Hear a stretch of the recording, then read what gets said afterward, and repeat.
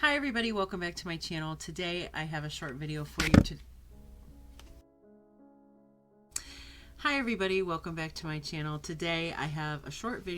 to discuss the book Hammers on Bones by Cassandra Khaw.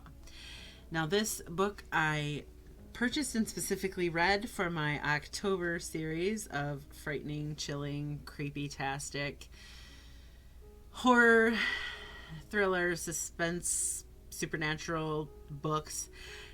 You know what I'm talking about. Anyways, Hammers on Bone in itself is very small. I first showed it to you in my August Amazon haul, and it is the story of a private investigator named John Persons who's approached by a 10-year-old requesting that John kill his stepfather.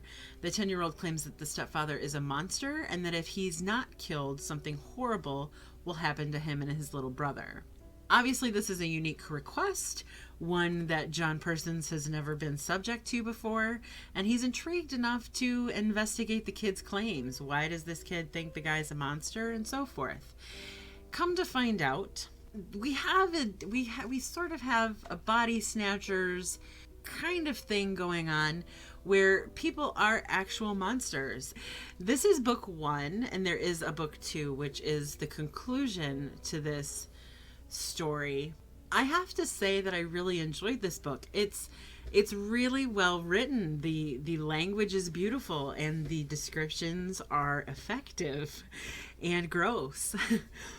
And the only complaint that I have is that this isn't a longer book. I feel like there's so much story and concept and meat here that it could have been a full-length novel. Instead, Cassandra has sort of teased us with this 106-page novella, but I really enjoyed it. And for some reason, I thought that it would just be okay, but I liked it, and I'm definitely going to be reading the second one. Hopefully I can read the second one before the end of October and tell you guys all about it.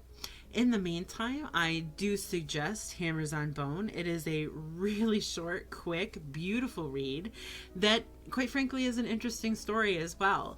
You can fit it easily in your purse or bag or backpack or whatever you have. And it's the perfect kind of book to read on a commute or to read in a waiting room where you only have a few minutes here or there. It'll still go pretty fast. The other thing that's really awesome about this book, or that really makes the book even more impactful, are the incidents where the author alludes to this story being kind of a dramatization of real life events. So in her book dedication, it's really powerful, the things that she says about it.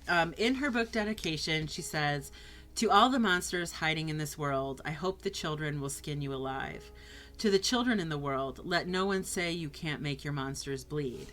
And then in the acknowledgments of the book, she says, "To the boys at the heart of this story, I'm sorry for everything that has happened to you.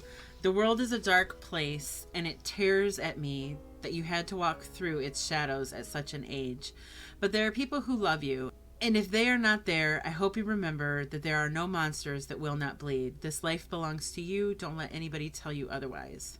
That in and of itself kind of puts this tone on this book. Like, I imagine in my head, and I could be completely off base, so please don't take anything that I say as factual or truthful information. But I imagine in my head that, the author knew victims of something horrific, and she's built this story as a way of communicating that things can be overcome. She's sort of personified the evil that whoever these boys were subjected to, and she's working to overcome that evil through characters in the book. That's the impression that I get, and if so, that's a beautiful thing, and it makes this story even heavier and more impactful. So I highly recommend it, and I hope that I still feel that way after I've read its conclusion. If you've read Hammers on Bone, let me know what you thought about it, but don't spoil the conclusion for me. I am very excited to pick that up and read it. Thank you so much for watching, and I will see you again with a scary ass book very soon.